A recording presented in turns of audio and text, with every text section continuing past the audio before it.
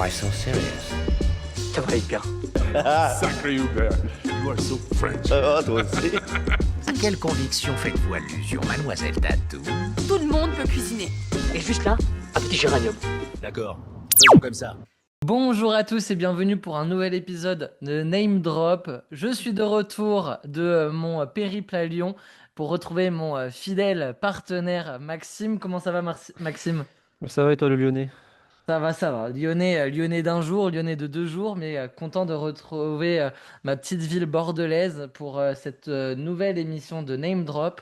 On retrouve toujours la même formule habituelle, un premier sujet pour se mettre en jambe. On commence direct par un débat, puis ensuite on va jouer. On va laisser de côté un peu le jeu de l'habitude pour retrouver le jeu de notre toute première émission. On vous en dira plus juste après. Mais si vous avez déjà vu la Minia, vous savez un peu de qui on va parler. Et puis on terminera comme d'habitude avec les deux petites questions pour clôturer cet épisode. Pensez à liker cette vidéo, à mettre un petit j'aime pour le référencement, un petit commentaire en plus, ça fait toujours du bien en tout cas de vous lire. Et puis on va commencer directement avec le blockbuster de cette fin d'année, côté cinéma français, Chien 51. Un film que toi t'es allé voir assez vite au cinéma, Maxime, que moi j'ai rattrapé cette semaine après 3 semaines, 2 semaines Mhm. en salle. Ouais, sorti il y a 2 semaines, là, le 15 octobre. Voilà, 15 octobre, Chien 51 de Cédric Jiménez qui avait fait d'abord La French, mais au milieu des années 2010, un film avec notamment Benoît Magimel, Jean Dujardin ou encore Gilles Lelouch. Il avait fait ensuite 2 films sur la police avec Bac Nord et Novembre où il retrouvait Jean Dujardin.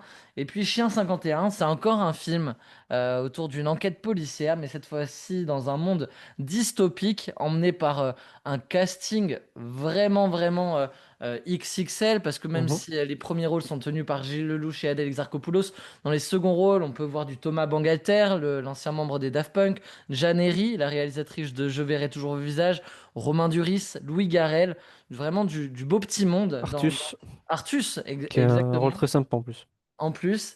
Et c'est un film qu'on a tous les deux vu, qu'on a tous les deux aussi mis du temps à voir parce il s'est d'abord fait un peu défoncer par les critiques presse, même spectateurs, ce film. Et on va un peu en parler tous les deux parce qu'on a plutôt eu un visionnage sympathique de part et Mhm. d'autre. On l'a pas vu ensemble.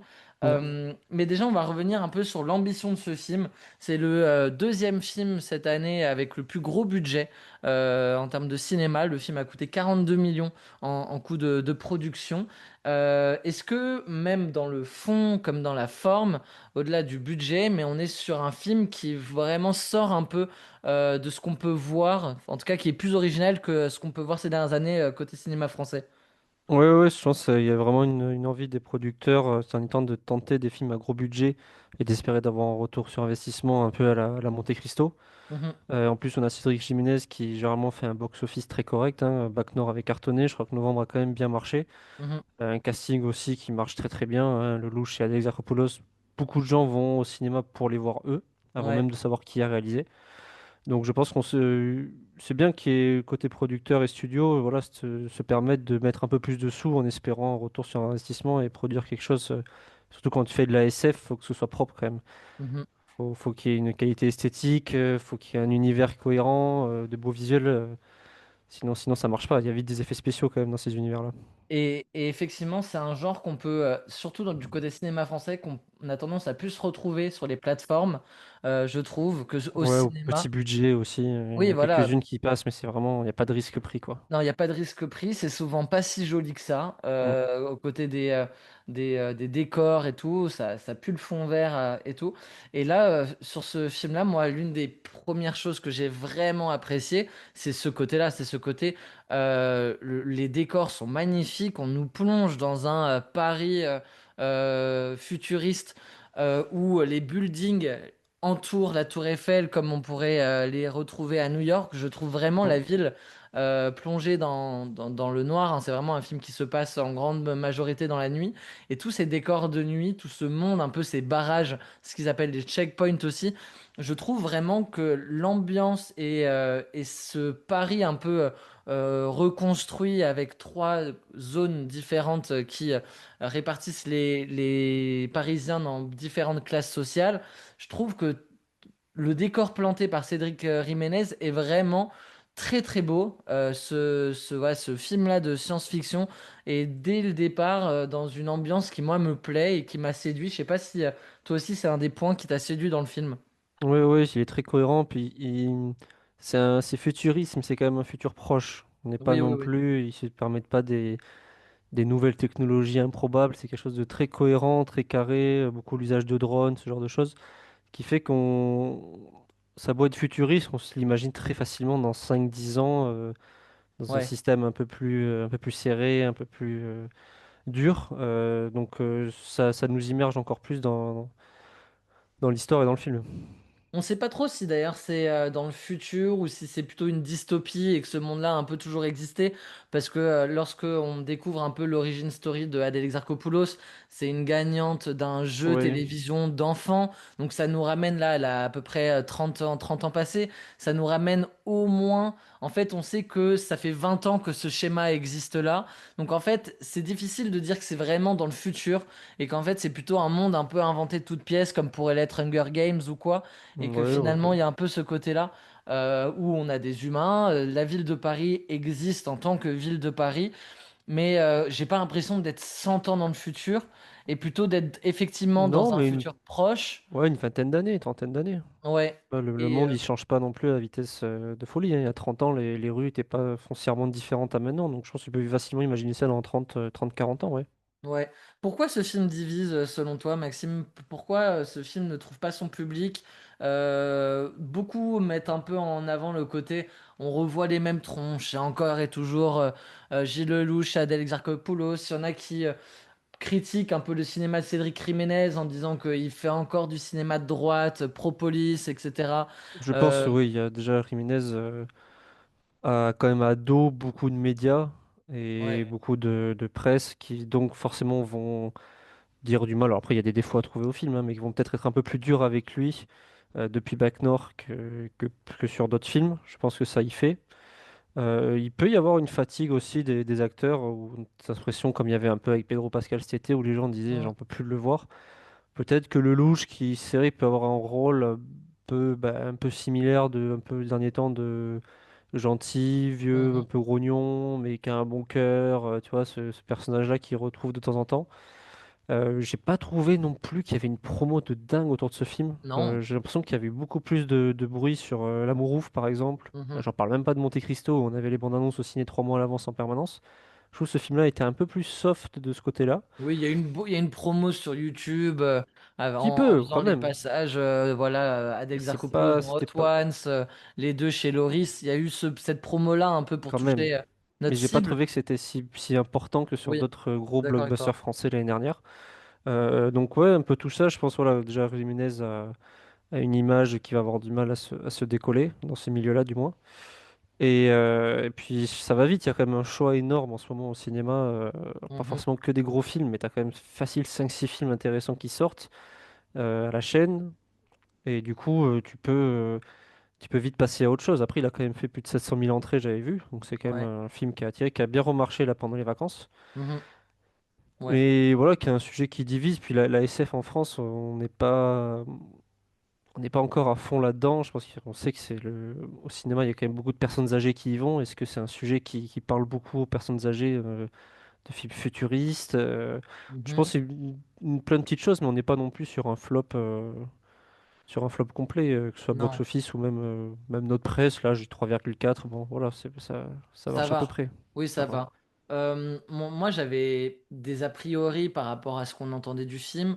La bande-annonce aussi que j'avais du mal à comprendre pour l'avoir Ouais. vu plusieurs fois. Je trouve la bande-annonce manquait de clarté.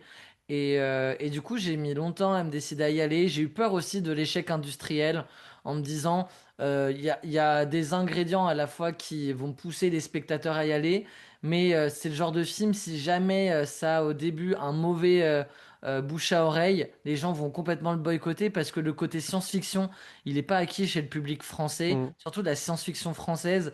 Et Ouais. si on te dit, ouais, bon, c'est pas terrible du tout, le film marche pas ou quoi, c'est le genre de film où les gens vont se dire, ah, je vais attendre que ça sorte sur Canal parce que je sens pas que c'est le film qu'on a besoin de voir en tant que spectateur de cinéma non averti, tu vois. Mm. Il y a L'Amour ouf, Monte Cristo, il y a un côté incontournable où que les gens aiment, aiment pas. Tout le monde avait ce besoin d'aller le voir pour avoir son avis. Le Chien 51, en plus, le titre, je le trouve un peu foireux aussi. Oui, le titre, c'est l'adaptation de c'est le titre du livre, hein, je crois, mais oui, Ouais. oui, le titre. Comme tu dis aussi, voilà, le cinéma français peut avoir des fois une étiquette Mm, qui fait que sur de la science-fiction, on lui fait pas trop confiance. mhm.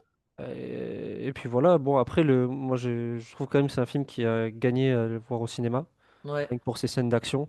Et ça, notamment, même ceux qui vont pas aimer le fond de Cédric Jiménez, on peut pas lui enlever que c'est un réalisateur d'action qui est hyper intéressant, Mhm. notamment les scènes de poursuite en voiture. Mais ça commence, je crois, le film s'ouvre sur une course-poursuite Ouais, en ouais, voiture, ouais. je trouve qu'il est hyper impressionnante, qui Mhm. a rien à envier des grosses productions américaines. Ouais. Toute une scène d'attaque au drone aussi qui est hyper viscérale, Mhm. qui est vraiment hyper intéressante. Donc au moins pour le côté spectacle du film, je trouve qu'on en a un minimum pour son argent. Ouais. Après, on peut retoucher certains points de scénario, certains messages de fond. Mhm. Mais comme tu as dit, esthétiquement, l'univers, il est sympa. Et quand il y a deux, trois scènes d'action, elles passent vraiment, vraiment bien. Ouais, qu'est-ce que t'en as pensé, toi, du coup, de ce film-là? Est-ce que ça fait partie des bonnes surprises ou des bons films que le cinéma français a produit cette année? Ouais, vraiment bonne surprise. Mais surtout que moi, j'y vais le vendredi, mais au final, c'est que 2 jours après. Mais pendant 2 jours, j'entends quand même plutôt du très moyen sur ce film-là. Donc, j'y vais sans être convaincu de passer un super moment. Et au final, je me dis que tu peux retoucher certains petits aspects, notamment, bah, c'est vrai que ce Paris en zone, tu te dis qu'est-ce qu'il y a en dehors de Paris en fait? Ouais. Comment ça se passe dans les autres villes? Est-ce que si c'est tant l'enfer, pourquoi tu t'en vas pas? Enfin, il y a deux, trois petits Mhm. sujets C'est vrai. qu'on peut revoir. Je trouve aussi la relation avec Gilles Lelouch passe très vite de la haine à l'amour sans que ce Ouais. soit forcément justifié. Mais je pense que c'est vraiment un film déjà à gagner au cinéma, comme j'ai dit. À soutenir parce qu'on n'en a pas beaucoup. Ouais. Et où on en a à minima pour son argent en termes de spectacle et même d'émotion. Mhm. Et que c'est. Ouais, ce sera pas dans mon top 10 de fin d'année, mais ça fait quand même partie du haut du panier de ce que j'ai vu quand même. Ouais, et Personnellement. puis si on recentre et qu'on filtre un peu ce top 10 sur les meilleurs films français de l'année, moi je pense qu'il peut avoir sa place, en tout cas dans mon cœur. Ouais, c'est Parce possible. que c'est vraiment un film où il est passé vite. Il était court, après il Il faisait est une heure court. quarante. Mais en tout cas, moi j'ai beaucoup aimé le rythme du film, la proposition aussi de la mise en scène qui est vraiment spectaculaire, je trouve, dans ce film particulièrement. C'est très bien filmé, les scènes de vitesse, on est vraiment pris dedans Mhm. aussi. Tout le côté un peu infiltration marche bien sur moi également. Donc franchement, moi, ça a été des belles surprises qui se sont succédées les unes après les autres. Et du coup, ça m'a rendu le visionnage de ce film vraiment très agréable. J'ai pas cherché trop à comprendre ce que les gens n'avaient pas aimé, ni même moi à me remettre en question ouais, est-ce que il a des faiblesses? Moi, j'ai une chose qui m'a dérangé principalement.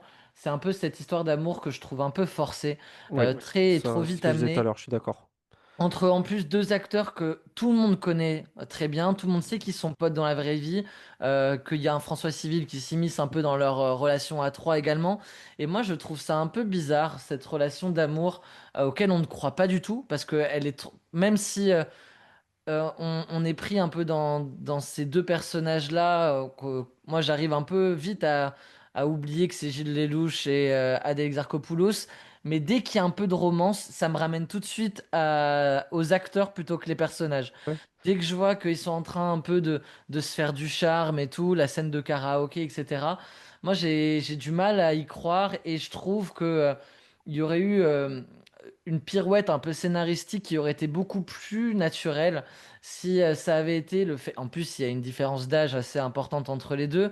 Si Gilles Lelouch avait été l'un des très vieux amis de la mère d'Adèle Exarchopoulos dans la zone 3, et qu'en fait, en apprenant que Adèle Exarchopoulos vient de la zone 3 par le biais du Hmm. show, et qu'en fait, Gilles Lelouch était un proche de sa mère, il y aurait eu cette relation d'intimité entre l'un et l'autre, mais plutôt avec une espèce de protection de la part du personnage de Zem pour le personnage d'Adèle Exarchopoulos dans la deuxième partie du film. Parce que j'aurais beaucoup plus une histoire et une relation auxquelles j'aurais beaucoup plus cru, qui m'aurait beaucoup plus touché que la Ouais, pseudo-histoire ou un peu juste d'amourette. qu'ils soient proches et qu'ils se retrouvent, enfin, Mm. qui se réalisent des similitudes et qui ils créent une relation qui est pas forcément amoureuse en fait, juste Ouais, ça. Le même film où t'enlèves en plus elles sont légères, les deux trois scènes de bisous machin, et ça te fait un film qui est quand même cohérent et on peut mm, comprendre qu'ils tiennent l'un à l'autre à la fin sans qu'il y ait forcément ce point de vue-là. tout C'est à vrai que ça fait. fait partie des faiblesses, je trouve. Et la deuxième chose que j'ai toujours pas de réponse à cette question, c'est pourquoi cette teinture jaune? Qu'est-ce qu'elle apporte?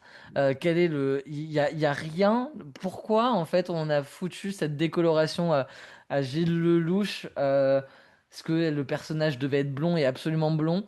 Je me dis que juste que Gilles Lelouch a fait l'intégralité de sa promotion pour l'Amour Ouf avec cette teinture jaune vu qu'il était en plein tournage de Chien Ouais. 51 et que ça n'a aucun intérêt dans le film Ouais, Chien peut-être que dans le 51. livre, le personnage a cette couleur de cheveux et qu'ils ont voulu, je sais pas. Je sais pas. Franchement, ça me fait juste marrer de me dire que il a dû se taper ça pendant 3 mois de promotion pour le film de sa vie et que dans un film, on le retrouve avec cette fameuse teinture et que ça n'apporte rien, ça lui donne pas, enfin, ça lui donne pas plus de charisme, ça lui donne pas dans le personnage. Je trouve bizarre ce choix, mais bon, ça m'a fait marrer. Donc voilà, en tout cas, nous, Maxime et moi, on vous recommande Ouais, ouais. de continuer de voir Chien 51 en salle. Ne reposez pas tous vos préjugés sur les mauvais avis, parce qu'effectivement, lorsque le film a 3,5 de notes sur Allociné, 3,4, c'est quand même, il tend vers du positif que du négatif. Mhm. Donc allez-y, je pense que nous, on a passé un peu ces préjugés et cet a priori, on a tous les deux passé un très bon moment devant Chien 51. On va continuer avec du coup la deuxième partie. Une deuxième Mhm. partie, on va jouer ensemble au tout premier jeu qu'on avait fait sur Name Drop, le jeu du réalisateur où on a sélectionné parmi la filmographie de Clint Eastwood aujourd'hui le meilleur film, le moins bon et le sous-coté de la Clint filmographie Eastwood, réalisateur. oui, de Clint Eastwood, réalisateur. C'est pas forcément notre préféré, même, en tout cas le meilleur n'est pas forcément notre préféré, à Maxime et moi. L'idée c'est que on évoque ces trois catégories, qu'on arrive à se mettre d'accord en finalité sur un seul et même choix, et puis ensuite on passera à la dernière partie, les deux petites questions. Maxime, on va commencer par Mhm. le moins bon de Clint Eastwood Ouais. avant de parler du sous-coté et enfin de finir avec le meilleur. Mhm. De toute façon, je pense que ni toi ni moi, on a vu tous les films de Clint Non. Eastwood. Et moi, j'ai pas vu les moins bons critiques. Ben, c'est un peu ça. Moi, j'en ai vu 19 sur 30 quand même, donc j'ai pu avoir une petite base. Mais par exemple, je sais que le 15h17 pour Paris ou Space Cowboy, apparemment, c'est vraiment drôle de délire et je les ai pas Ouais, vus. Mais dans celui que j'ai vu, donc quand même sur quasiment 20, mon moins bon pour moi, c'est Au-delà, avec Matt Damon, sorti en 2004-2006, là par là, ok. qui est une sorte de film pseudo-fantastique, un personnage qui va avoir une mort imminente et ça va tourner autour de questions un peu religieuses, autour de vie après la mort que j'ai trouvé pas très intéressant. Pour te dire, j'avais acheté d'occasion un coffret de films de Clint Eastwood, il était dedans, je l'ai revendu celui-là, c'est le seul que j'ai Ah pas ouais, gardé. ok. Ouais, je sais pas, alors du coup ça fait longtemps et j'en ai pas forcément un très bon souvenir, je laisserai les gens détailler sur les fiches sur ce film-là, mais pour moi, c'est ce qui m'a le moins parlé dans sa filmo, c'est ce que je trouve le plus différent de ce qu'il a fait après. Je reconnais pas son style. Il y a des scènes qui se veulent un peu oniriques de vie après la mort, mais qui ont mal vieilli, qui sont un peu kitsch. C'est ouais, peut-être même le seul Clint Eastwood que j'ai vu où je me suis dit non, ça j'aime pas. Ouais, je le retrouve même pas sur Letterboxd au-delà. Ça me Il doit paraît. avoir peut-être un nom en VO. Ouais, je sais pas. qui doit être Je- particulier, mais je cherche il avec date Matt de Damon quand? sinon, mais Il date de quand? Ah oui, oui, 2010, je l'ai, je l'ai, je je l'ai l'ai. rajeuni, Hereafter, 2010. effectivement. Ok, au-delà pour toi. Et moi, j'ai Bird de Clint Eastwood. J'ai C'est pas vu. le biopic. Tu l'as vu? Non, Le parfait de biopic ceux que j'ai pas vu. sur le saxophoniste Charlie Parker.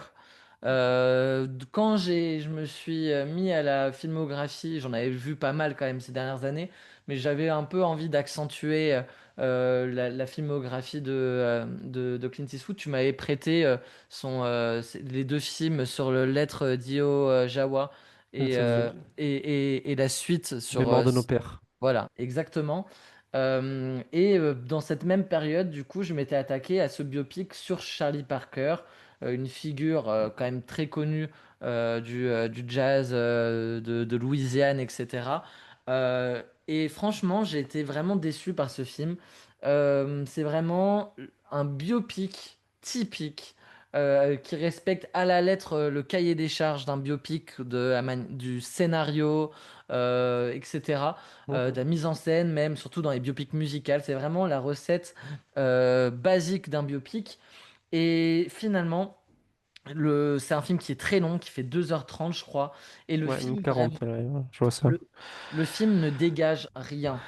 Le rythme est lent, la mise en place est extrêmement lente sur tout le côté genèse un peu de Charlie Parker, d'où il vient, etc. Ça prend énormément de temps à se mettre en route. Et le film, vraiment, par son rythme, par sa construction scénaristique qui est vraiment random, rend vraiment l'histoire de Charlie Parker presque banale. Et en fait, ça peut aussi nous éclaircir sur le fait que il n'a pas fait beaucoup de biopics. Il a fait le Invictus, mais qui est avant tout une histoire plus qu'un biopic centré Mhm. sur le rugbyman de Matt Damon Ouais. ou Nelson Mandela de Morgan Freeman. J. Edgar aussi. Comment? J. Edgar aussi. Oui, Un J. biopic. Edgar, mais qui est encore une fois pas une réussite non plus, d'après ce que j'ai entendu. Et en fait, ce biopic-là manque d'idées, est très décousu. Et du coup, moi, c'est voilà, dans la filmographie de Clint Eastwood, j'ai quand même beaucoup plus de très bons films que de moins bons. Et du coup, il paraissait un peu comme une évidence lorsqu'il a fallu Ok. détailler un nom T'avoue. là-dessus. Moi qui voulais voir, c'est un des films qui me fait le plus envie de lui, le milieu de jazz, tout ça, Ouais, Forest ben moi Whitaker, aussi, ça me moi fait je suis envie très et friand. tu m'as Je suis très calmé. friand de ça aussi et j'ai été déçu. Est-ce Donc, qu'au moins il y a des scènes un peu musicales intéressantes de concerts sur les ouais, 2h40, il doit bien y avoir quand ben même. ouais, ouais, mais elles sont un peu entrecoupées elles sont un peu entrecoupées de flashbacks dans ces Ok. moments-là. Enfin, la réalisation est assez bizarre. Il y a un grain aussi, il y a un grain extrêmement dérangeant sur certaines scènes où tu as l'impression de regarder du 360p, alors que voilà, c'est étrange. Et puis il y a ce Charlie Parker drogué, il y a un peu tout ce truc qu'on a déjà vu des dizaines de fois dans des biopics musicaux. Enfin voilà quoi, c'est vraiment le biopic basique et que j'ai pas apprécié. On va pas chercher à se mettre d'accord sur le moins bon, vu que c'est deux films où l'un et l'autre on Ouais. les a pas vus, ça sert à rien. C'est plutôt deux films qu'on vous conseille pas forcément de vous jeter dessus lorsqu'il faudra attaquer ou poursuivre la découverte de la filmographie de Clint Eastwood. Parlons plutôt du film Sous-Coté de Clint Eastwood. Moi j'ai choisi Les Pleins Pouvoirs. Ok. Et moi, le cas Richard Jewell. Ok. Vas-y. Les Pleins Pouvoirs, je l'ai vu il y a un petit moment maintenant, mais c'est vrai que c'est un film, j'ai un très bon souvenir, une sorte de thriller politique Mhm. sur une mise en place qui est intéressante, où Clint Eastwood joue un cambrioleur, mais un cambrioleur vraiment dans des maisons de millionnaires, milliardaires, où il va devoir jouer avec les systèmes de sécurité, enfin ce genre de personnage Mm. qui se la veut un peu cool quand même, on va pas se mentir, c'est pas celui qui va voler une télé dans ton immeuble, quoi, et qui est dans une maison de riche homme d'affaires qui est pas là, tout se passe bien, il fait ce qu'il a à faire, et il découvre en fait une espèce de double fond dans une pièce ou derrière un miroir, quelque chose comme ça, et en fait il assiste à un meurtre planqué du coup, et qui implique le président des États-Unis. Rien que ça. D'accord. Ok. Et du coup, ben, il est un peu en mode waouh, je suis dans la merde, quoi. Et il va réussir à sortir de là, mais ils vont bien se rendre compte que quelqu'un a tout vu. Et du coup, Mhm. ils vont essayer de le retrouver. Et du coup, ça devient un peu une sorte de chasse à l'homme, Ouais. de thriller qui est vraiment bien amené, avec du coup Clint Eastwood qui est dans le rôle titre. Et c'est pas un film dont j'entends beaucoup parler quand j'entends la filmo de Clint Eastwood. En même temps, c'est vrai qu'il a fait plein de super films, mais je trouve que celui-ci est à voir au moins autant que beaucoup d'autres. Il me semble que c'est pas non plus le plus introuvable. Il est sur HBO Max, là, je vois. Mhm. C'est vraiment un film très sympa avec Ed Harris, qui est un acteur que j'aime Et bien Jen aussi. Hackman. Gene Hackman aussi. Enfin voilà, il y a du beau monde. Donc, à voir, vraiment à voir ce film-là. Très bien. Moi, je vais parler du cas Richard Jewell, un de mes films préférés de la filmographie de Clint Eastwood. Facile à voir, il est sur HBO Max aussi, il date de 2019. Vraiment un thriller, crime, ils disent, c'est plutôt un film un peu d'enquête.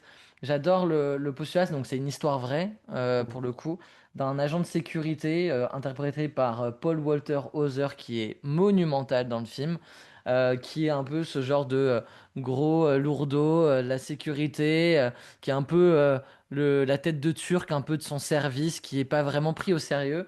Et en fait, dans le cadre de l'ouverture des JO d'Atlanta, il voit un sac laissé, voilà, un sac abandonné. Et du coup, il alerte la sécurité et il s'avère que ce sac est une bombe. Et du coup, il est d'abord considéré comme un héros qui a permis de détourner. Donc en fait, on a vraiment ce pauvre monsieur qui a eu un acte héroïque, qui du coup, aux yeux de tous, est considéré comme un héros, qui aime être enfin et pour la première fois de sa vie un peu le centre de l'attention, aimé, complimenté, etc. Ouais. Et en fait, finalement, cette histoire va un peu se retourner contre lui pour une. J'ai pas envie de vous spoiler le film, mais si vous regardez le synopsis de ce film, vous le verrez. Mais en fait, va y avoir un déclic où la situation va se retourner contre lui. Est-ce que c'est vrai? Est-ce que c'est pas vrai? Vous verrez un peu là-dessus.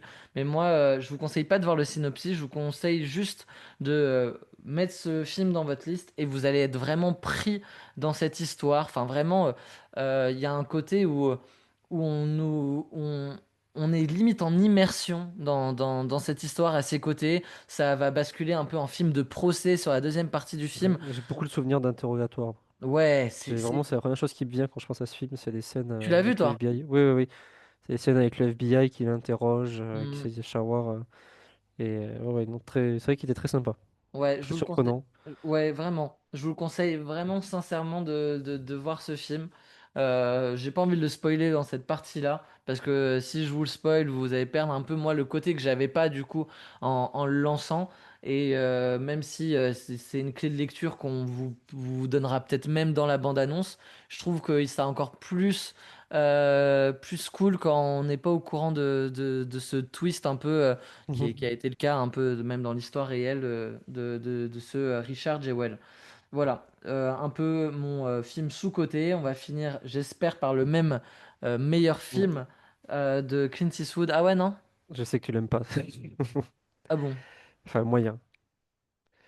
vas-y. Vas-y, dis, c'est quoi le tien? Moi, c'est Gran Torino, Bon, j'ai hésité entre Gran Torino, mais c'est peut-être mon numéro un et demi. sur la route Et de Madison, toi? ouais, Ouais, c'est pas que je l'aime pas. tu m'as dit, Oh. je crois que je me souviens même de tes mots. Tu m'as dit, je me suis ennuyé poliment. Ouais, je me suis fait. Ouais, voilà, oui, un peu, ouais. Alors que moi, je pleure assez peu dans les films. Mhm. Mais alors là, ce film m'a flagué pendant la dernière demi-heure et la demi-heure de fin de film, j'étais en PLS. Ah ouais? Il m'a vraiment bouleversé ce film, Ouais. cette histoire d'amour impossible avec deux acteurs que je trouve extraordinaires, Oui. des dialogues magnifiques, des scènes.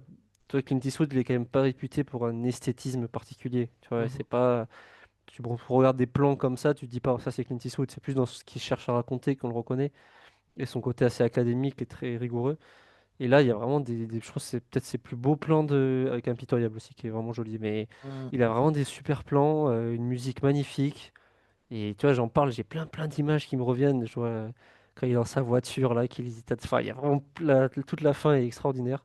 Et en plus, c'est pas son plus connu non plus. Ouais. Tu as raison, parce qu'il a un côté moins spectaculaire et moins... Ouais, mais c'est peut-être le plus mainstream. Enfin, tu sais, c'est le classique de quand, tu vois, genre, je pense qu'il a quand même une réputation, ce film. Moi, sur la route du Madison, avant de le voir, j'en ai entendu parler pendant des années que c'était un des chefs-d'œuvre du cinéma, même en dehors de Clint Eastwood, tu vois.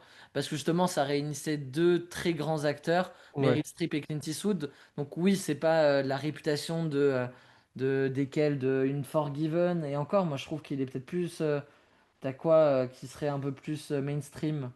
Bah, Invictus peut-être. oui, Invictus, oui. Mais derrière, tu vois, pour moi, c'est Million Dollar Baby aussi, c'est des films un peu plus contemporains. Mais quand ensuite on te dit ah, bah, Clint Eastwood, t'en parles un peu à ta famille, ils te disent tous sur la route du Madison. C'est peut-être le film le plus connu Ok, de Clint Eastwood, peut-être sur la génération de nos parents, tu vois, par exemple. c'est possible, je sais pas te dire. J'ai pas, j'en ai pas l'impression, mais c'est possible que ça dépend des gens et tout ça. Ouais. Mais en tout cas, moi, c'est mon préféré. Après, si on peut se mettre d'accord sur Grand Torino comme son meilleur, y a pas... Y a pas de souci. ça me dérange pas. Parce que Grand Torino, moi, je l'ai vu qu'une seule fois. Et pourtant, et il y a un moment maintenant, ça commence à revenir, je pense 6 7 ans. Et il est encore ancré dans ma tête. Pareil, énorme chialade sur la fin. Genre vraiment, le film te laisse sur le générique et tu pleures encore pendant le générique. Ce film est d'une beauté. Le scénario est génial. Clint Eastwood en mode vieux conservateur américain qui évolue pendant tout le film, sa manière de penser, sa manière de se comporter aussi. Et j'aime énormément ce film. Vraiment, je Il est trouve très beau, ouais. il doit être dans mon top 20 all-time assez aisément. Et voilà, moi, de la filmographie de Clint Eastwood, il y en a beaucoup que j'aime. Il y en a énormément que j'aime, mais celui-là est vraiment mon préféré d'assez loin. Et c'est un film un peu qui... il a rien sur le papier d'un très grand film, tu vois. C'est l'histoire voilà, d'un vieux grincheux conservateur, voilà, un peu Make America Great Again, tu vois. C'est un film un peu où il va être confronté un peu Oui, à d'anciens soldats en à ces plus migrants. aussi. Exactement. L'affiche est pas belle, il y a rien de d'iconique, tu vois. Ça fait un peu film random américain mais il a touché plus d'une personne de notre génération, je trouve. Ouais. Et voilà, pour moi, c'est vraiment un grand film. Non, c'est vrai. C'est surprenant d'ailleurs de voir que bah, Clint Eastwood il fait ce film-là et toi politiquement derrière il appelle justement à voter pour Trump ou quoi et je me Mhm. dis mais t'as pas vu ton propre film ou c'est comment en fait Ouais, c'est vrai.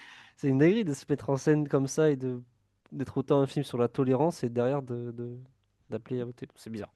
C'est Mais bizarre. oui, Gran Torino, je ne saurais même pas trouver un défaut au film ou même la musique est jolie. Ouais. Je pense que c'est pour le coup un de ses populaires du moins pour notre génération comme tu dis. Mm. Mais puis il est hyper attachant ce personnage de Clint que tu détestes au début et que Ouais, totalement. finalement tu t'y attaches de fou. Ouais. On va finir avec nos deux questions. Ma Mhm. question pour toi, Maxime, quel réalisateur ou réalisatrice conseilles-tu de rattraper la filmographie? Parce que, un, leur cinéma est génial, et deux, qu'il n'y a pas tant de films que ça, il y en a deux, trois maximum, et du coup, c'est assez facile de rattraper et de se mettre à jour. Yes. J'ai cherché un petit moment avant de trouver quand même parce que c'est vrai qu'un réel avec deux trois films pas trop connus. Voilà, au début je t'avais dit en privé Jordan Peele des mecs comme ça mais bon il était Ouais, connu. Et en recherchant les films que j'avais vus j'avais pensé à Christopher Borgli d'accord. qui est un réalisateur norvégien qui a fait deux films et dont le troisième sort en 2026 avec au casting Zendaya et Robert Pattinson. Donc je pense qu'il a eu un... et ses films ont suffisamment plu et Hollywood a suffisamment vu quelque chose en lui Mhm. pour qu'il puisse avoir des gros budgets ces films-là. Christopher Borgli, donc, il a réalisé deux films pour le moment. Ouais, Le premier, c'est Sick of Myself, qui est sorti en 2023, ok. qui est un film très perturbant.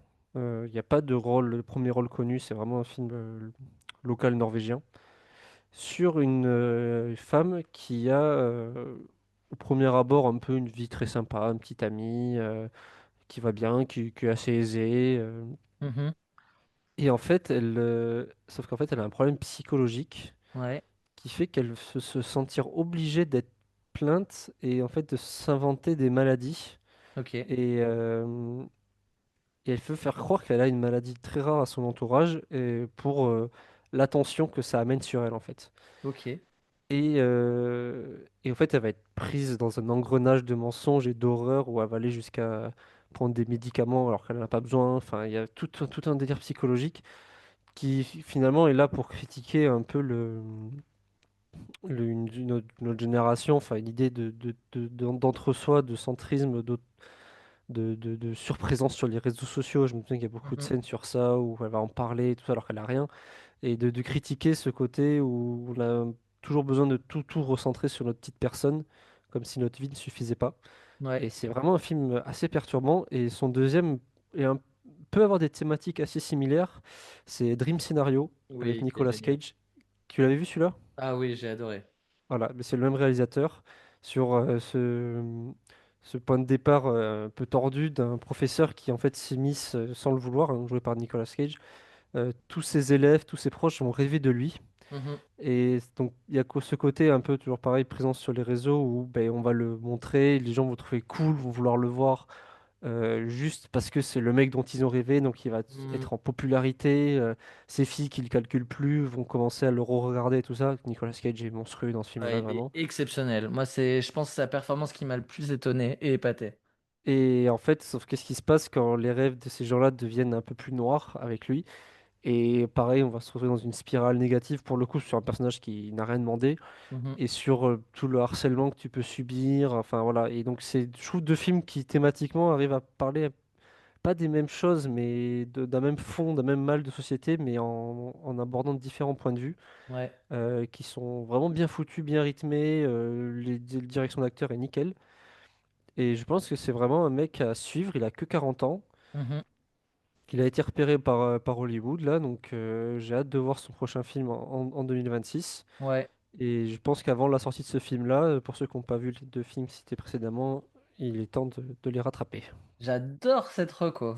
J'adore parce que c'est quelqu'un, en tout cas, c'est sûr que The Drama va être un film dont on va parler l'année prochaine parce que réunir Zendaya et Robert Pattinson, Robert Pattinson redevient un acteur vraiment sur le devant de la scène avec The Batman, avec Mickey 17.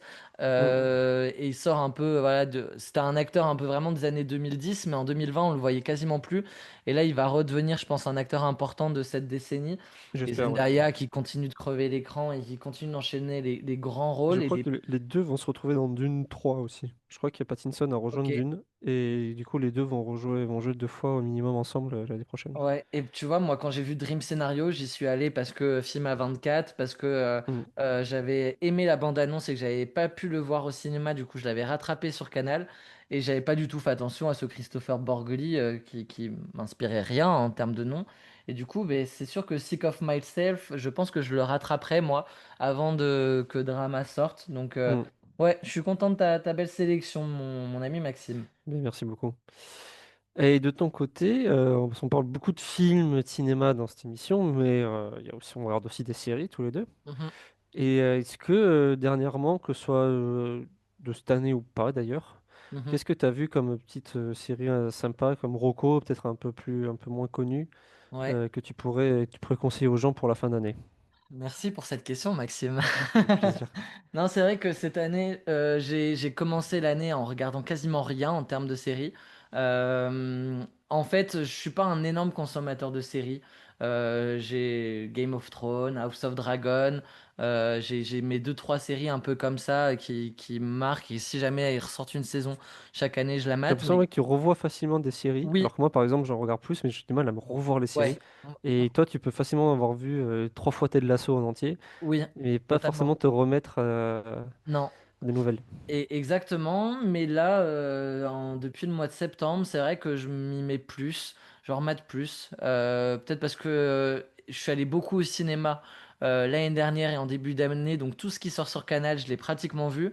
Et du coup, ben, forcément, soit je vais au cinéma, soit j'ai besoin d'occuper mes soirées. Et du Mm. coup, j'ai plus facilement regardé des séries. Là, très récemment, je suis à cheval sur trois séries. Sur les trois, il y en a aucune des trois que j'ai fini. Elles sont toutes en cours de visionnage. Mais c'est trois séries que je vous recommande vraiment pour cet automne. J'ai essayé de prendre des choses assez différentes. Je vais commencer avec The Last Frontier, qui est arrivé sur Apple TV, qui est une série qui est en cours de sortie. Pour l'instant, il y a les 5 premiers épisodes qui sont sortis. Ok, C'est une série policière qui se mate tout seul, littéralement, avec Jason Clarke dans le rôle principal. j'ai vu J'ai- l'histoire d'un avion là. Ouais, c'est D'accord. le pitch est dément, je trouve. Ouais. Quand un avion de transport de prisonniers s'écrase près d'une ville d'Alaska, le marshal de la région, donc Jason Clarke, lance une chasse à l'homme contre une dizaine de détenus violents en liberté et le cerveau qui se cache derrière le crash de cet avion qui a été provoqué du coup volontairement. J'adore ce pitch, vraiment ça m'a accroché direct à ce côté un peu voilà ville d'Alaska où rien ne se passe et en fait d'un seul coup tu te retrouves avec une dizaine de détenus en liberté et du coup une enquête policière là-dessus. Donc c'est vraiment rythmé, ça pue les séries des années 2000, 2010. Tu vois, il y a vraiment ce côté un peu action où chaque fin d'épisode se termine d'une manière à ce que tu as envie de foncer sur l'épisode d'après. Tu Ouais. vois, tu as un peu ce côté-là que j'aime beaucoup. Et du coup, ça se regarde très bien. C'est vraiment une série où tu poses ton cerveau, il y a un bon rythme, l'intrigue est cool, ça te malmène un peu, tu vois, genre, Mhm. ça te surprend aussi. T'as ton idée de base et ensuite elle est remise en question. Enfin, j'aime beaucoup cette série. Une deuxième série que je vous conseille, elle est sur France TV avec un casting trop cool. Ça s'appelle Des Vivants avec Benjamin Laverne, avec Antoine Reinhardt qui joue l'avocat de mince, Anatomie d'une chute, Passoine Arlo, l'autre avocat. C'est sur les attaques terroristes du Bataclan le 13 novembre 2015. Donc l'histoire, c'est 7 rescapés qui ne se connaissaient pas auparavant, mais qui ont tous été pris en otage dans le couloir le soir du Bataclan, Ok. entament ensemble un long processus de reconstruction. C'est vraiment un film qui repose sur les témoignages de ces survivants, parfois même au mot près, sur les dialogues, sur la manière dont ça s'est passé. Et j'adore la construction de cette série. C'est vraiment chaque épisode représente une timeline différente et on avance. Donc le premier épisode est sur les jours d'après le Bataclan. Donc on est 3-4 jours après les D'accord. événements. L'épisode 2 c'est sur les semaines d'après. L'épisode 3 c'est sur les mois d'après. Et ainsi de suite. Et en fait, on voit un peu l'évolution de à quel point il y en a qui arrivent à passer à autre chose. Il y en a qui... Et en fait, c'est vraiment génial. Et avec des vrais acteurs de cinéma. C'est long, les épisodes, je crois le pilote fait 1h05. Les épisodes font tous à peu près 55 minutes et le dernier fait 1h15, je crois. Euh, mais c'est sur France TV, donc c'est complètement gratuit. La bande-annonce est géniale, je vous conseille de la voir, je pense que ça vous donnera envie de vous plonger dessus. À consommer avec modération, c'est pas le genre de série qu'on binge et qu'on binge watch, pardon, et qu'on va enchaîner avec 2 3 épisodes. T'as besoin un peu de souffler entre 2 épisodes, mais j'adore, franchement, c'est vraiment très bien. Je suis à l'épisode 4 là. Ok. Et c'est vraiment très très bon, très fort. Et enfin, je vais finir sur une série qui met un peu tous les ingrédients que j'aime. C'est Sugar, une J'ai série. démarré ce midi. Alors, J'ai vu le premier épisode, ouais. alors, Mais l'ambiance est très sympa. Pour l'instant, l'ambiance. sur le scénario, je peux pas trop en dire plus Oui, parce que j'en ai pas assez. Mais je comprends le côté, tu m'avais parlé d'un peu de jazzy, de ouais, musicalité, Los Angeles, la voix off. Enfin, il y a un côté sympa.